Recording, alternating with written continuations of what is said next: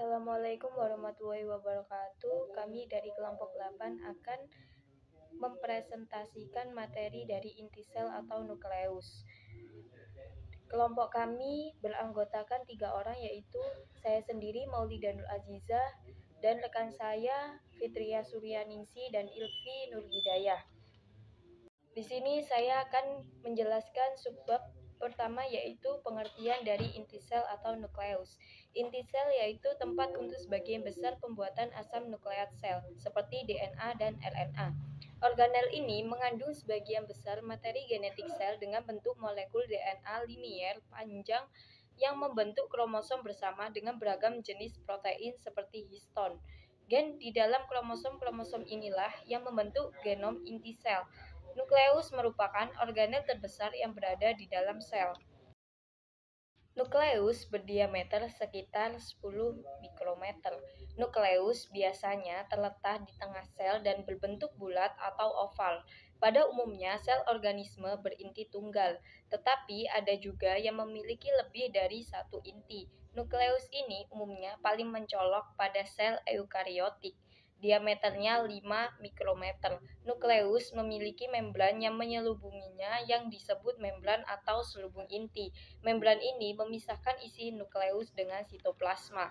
Nukleus adalah organel pertama yang ditemukan, yang pertama kali dideskripsikan oleh Franz Bohr pada 1802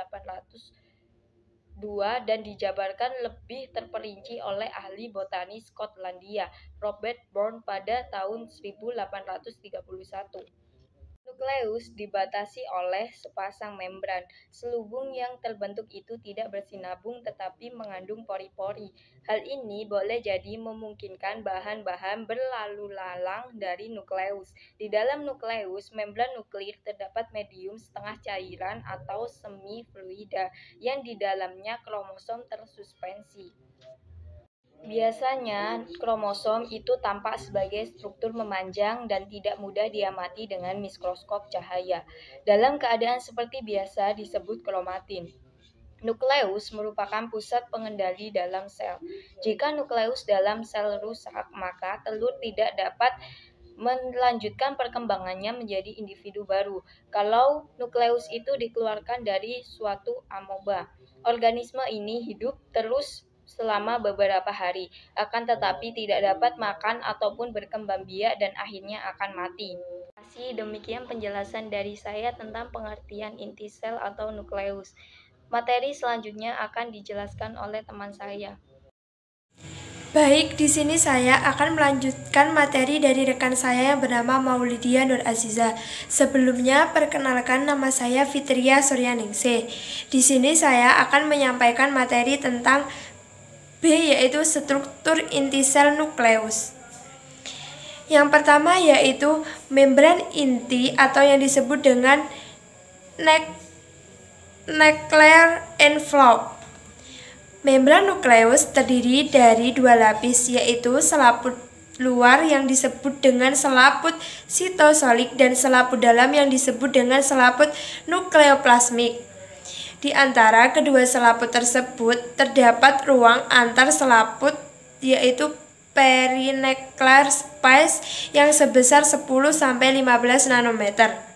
Ruang antar selaput berisi protein dan senyawa lain yang belum diketahui.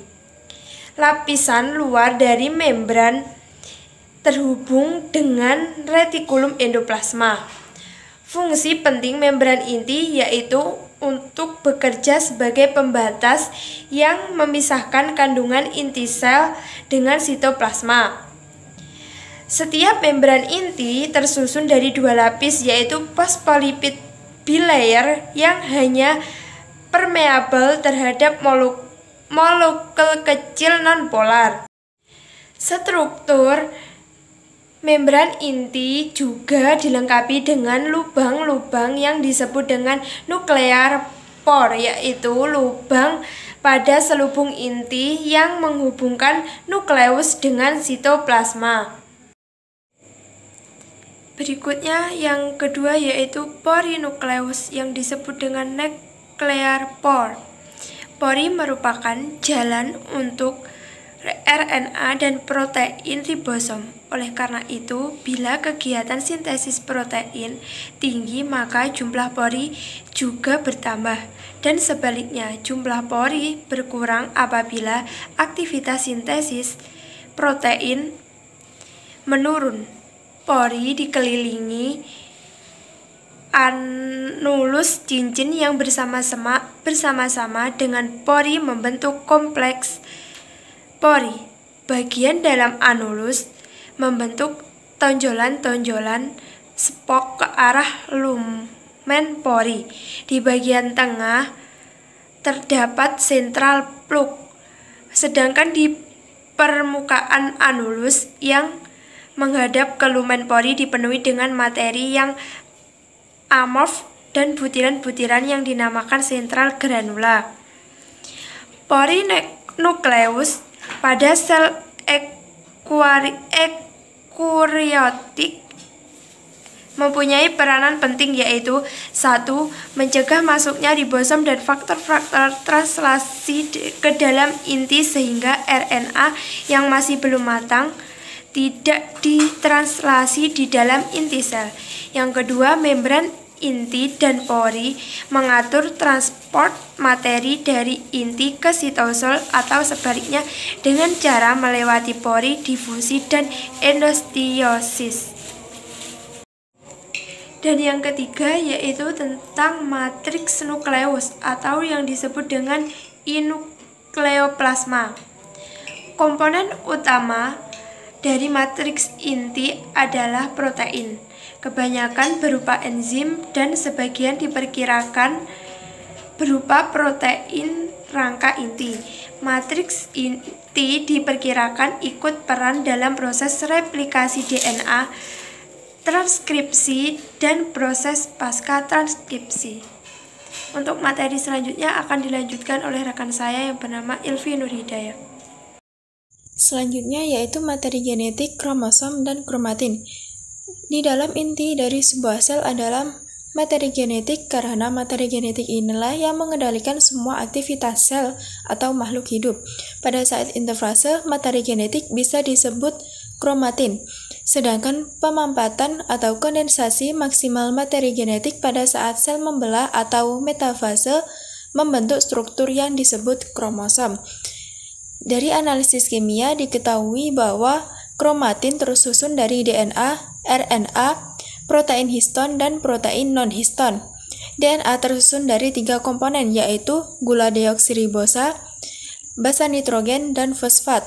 Basa nitrogen ada 4 macam, yaitu timin, adenin, sitosin, dan guanin. Gabungan dari ketiga komponen DNA dinamakan nukleotida. DNA penyusun kromosom merupakan polinukleotida rangkap yang tersusun double helix.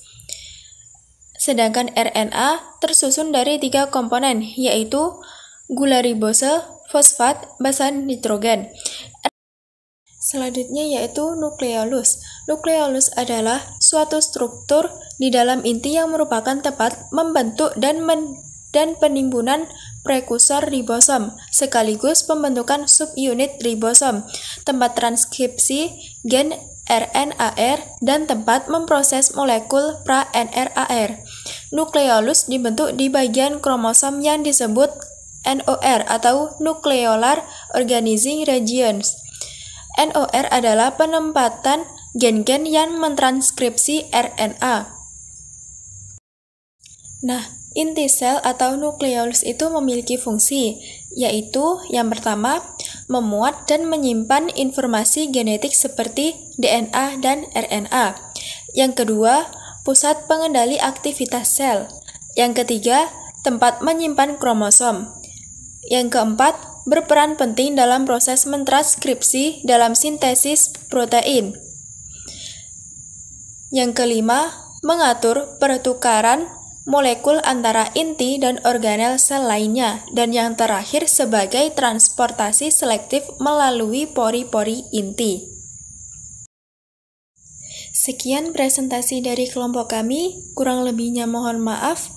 Wassalamualaikum warahmatullahi wabarakatuh.